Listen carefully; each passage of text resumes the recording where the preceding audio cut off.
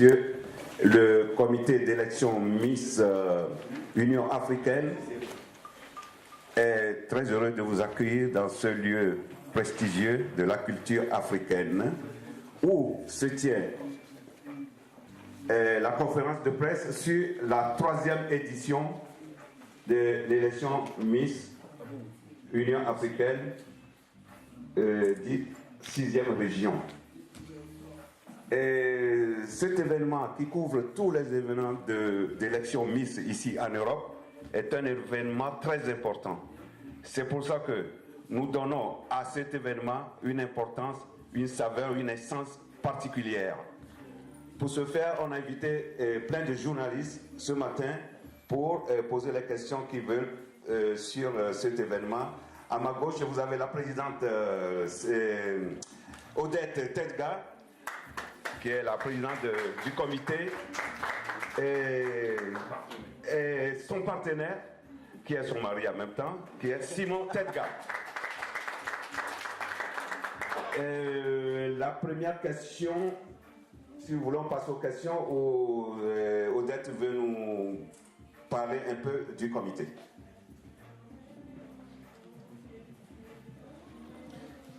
Bonjour à tous. Vous êtes les bienvenus. Bon, je ne sais pas par où commencer. Hein, le comité existe depuis 2010. Nous sommes à la 3e édition.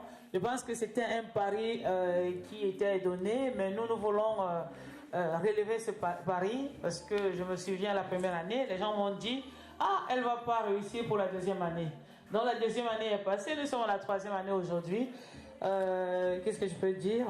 Je sais que cette année, on a commencé le casting depuis le mois de mai.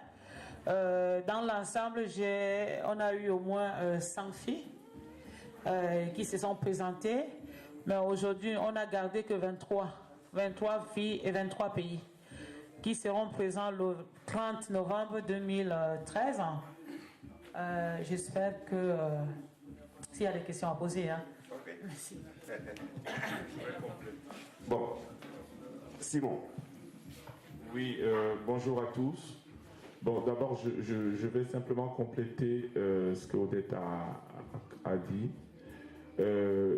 C'est le 30 novembre 2010 à l'espace Fraternité, à la porte de Bervilliers. Ça, c'est le premier complément. L'autre complément, c'est de dire que la 3e édition a été préparée de façon d'ailleurs très normale en se basant sur les 2 premières.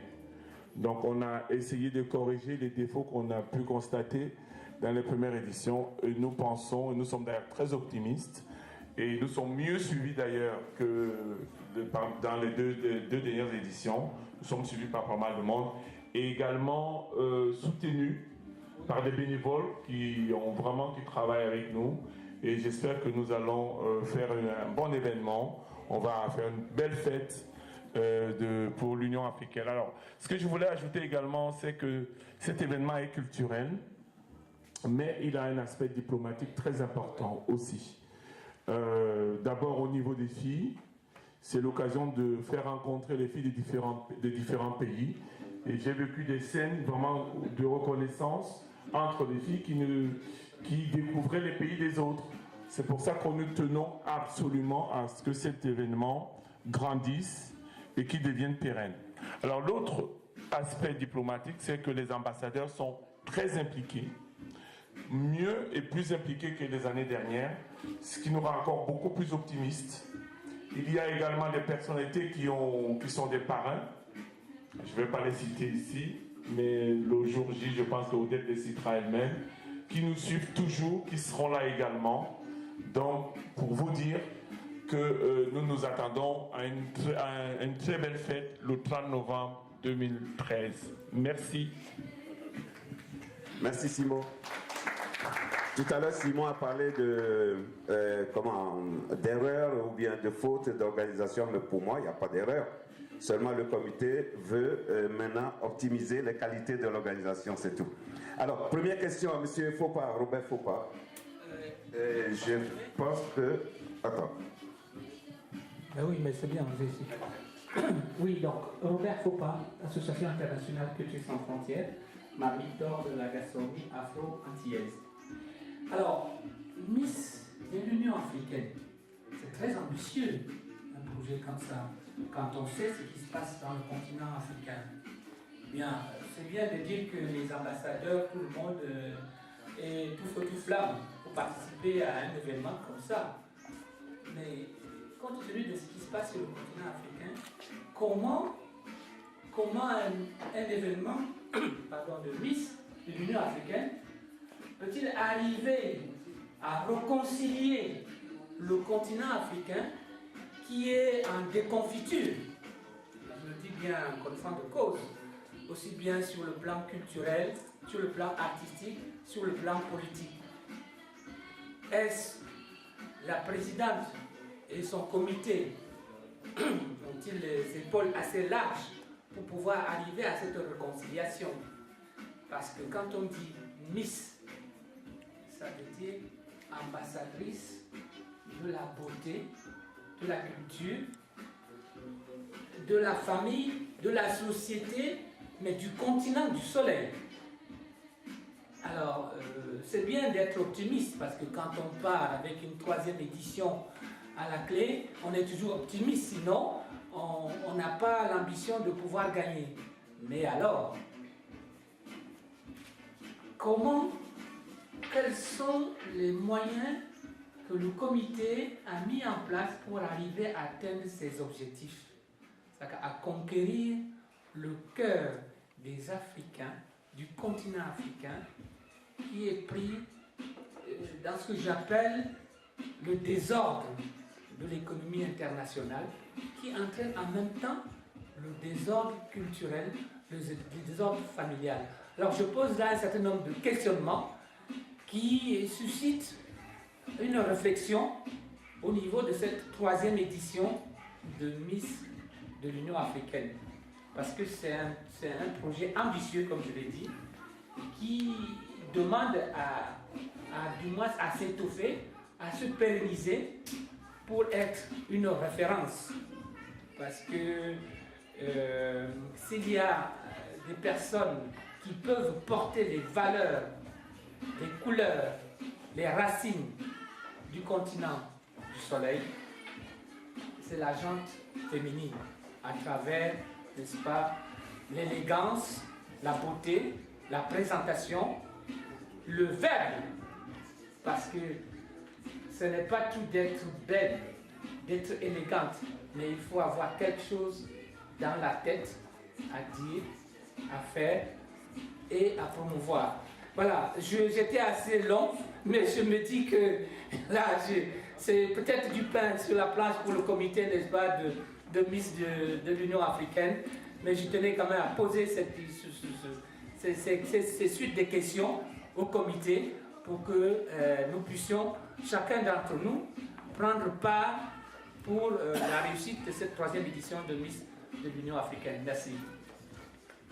Merci, M. Robert. Vous avez parlé de quels moyens dispose le comité pour organiser. Bon, les moyens, il y en a plusieurs. Moyens financiers, logistiques, diplomatiques. Vous voulez parler de quels moyens?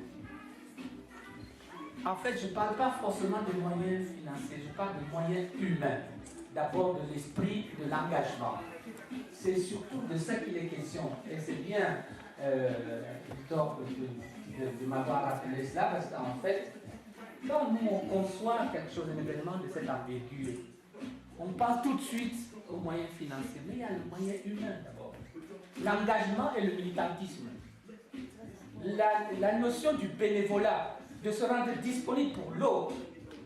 Parce que quand on sert l'autre, on se sert soi-même. Et ça, c'est ce moyen-là.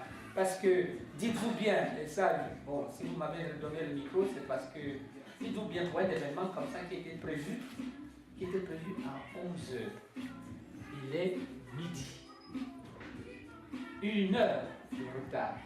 Quel moyen qu'on peut mettre en place pour sensibiliser et mobiliser l'état d'esprit de toute la communauté de l'Union africaine de s'inscrire dans une dynamique d'engagement et de militantisme. C'est de ça que je parle.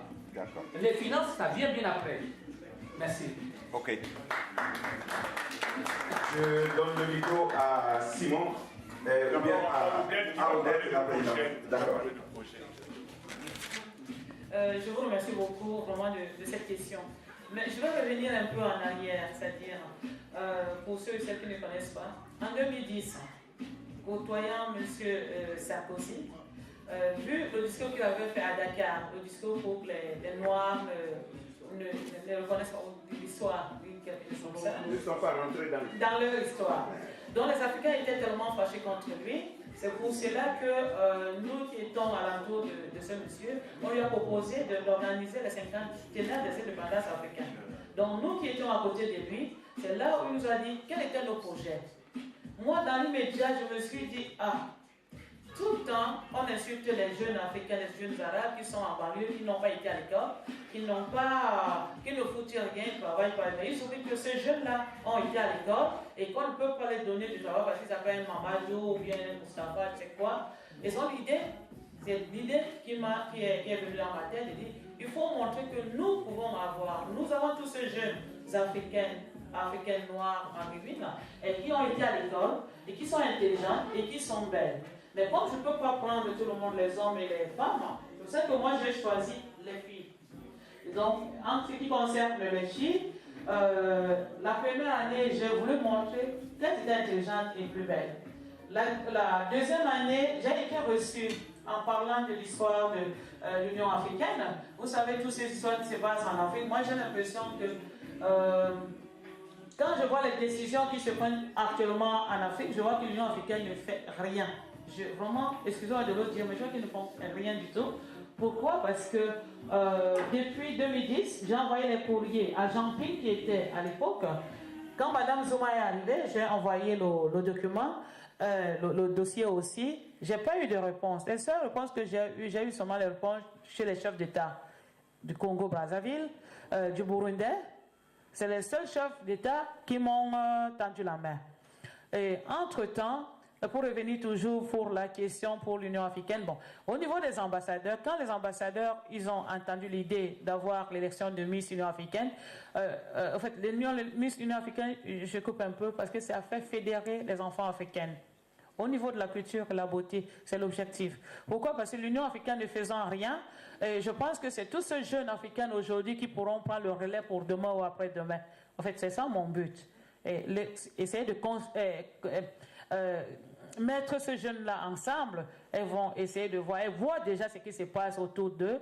Et je pense qu'en étant ensemble, elles pourront sortir quelque chose. J'ai été reçue par tous les ambassadeurs africains bilatéraux. Ils ont trouvé l'idée très très bonne. Ils m'ont dit, oui, bravo, on va vous soutenir et on va écrire à l'Union africaine. Je ne sais pas. Ils ont écrit ou n'ont pas été. Dernièrement encore, j'ai été reçue par l'ambassadeur de l'UNESCO. Le président des ambassadeurs de l'UNESCO, c'est un Zambien on l'a rappelé là parce qu'il était un peu... Bon, il a amené le dossier au niveau de l'UNESCO. Ils en ont parlé. Mais quand tu viens devant les ambassadeurs pour parler des moyens financiers, il faut dire qu'ils n'ont pas un budget pour ça. Chaque ambassadeur essaie de faire à ses propres moyens. Ils disent qu'ils n'ont pas un budget pour ça. Mais je suis une chance parce que j'ai des amis et des partenaires qui me suivent. La première année, ils n'ont pas suivi. La deuxième année, les ambassadeurs m'ont suivi un peu. Là, cette année, j'ai eu des partenaires qui suivent. Et je peux dire aux filles là aujourd'hui que les propositions qu'on donne à vous sont très très intéressantes. Et puis il y a beaucoup de médias. J'ai eu déjà Canal Bouquet Africain qui sont là. Je pense qu'ils ont plus de 100 chaînes dans le monde. Vous avez vu vendent toutes les chaînes. J'ai eu Croisat et Sud. Ils sont en train de publier. Il y a Canal 10 pour la Caraïbe qui est là sur place. Il y a Vox Africa, il y a IB News, il y a là au niveau des médias, il y en a beaucoup qui disent qu'ils seront là et je suis sûr qu'ils seront là. Aujourd'hui, vous êtes déjà là, je vous remercie beaucoup. Ça me fait plaisir, ça me fait très plaisir. Mais on ne pourra pas arrêter. C'est la 3e édition. Moi, j'ai les ambassadeurs qui m'ont dit, Odette, on croyait que la première année, vous allez faire, la deuxième, vous allez arrêter. J'ai dit, vous avez tort. Parce que quand je commence, je n'arrête pas. J'ai eu la chance d'avoir mon mari à côté. Côté financier, c'est lui qui m'a aidé les 2 premières années. Et là, cette fois-ci, s'il dit qu'il a mis quelque chose, je dis non. Donc, ça, c'est les partenaires. Ça prouve que ça marche. Non. Je vous remercie. Hein. Si j'ai répondu un peu à la question. Merci Odette Telka. Qui c'est qui a une question dans la salle?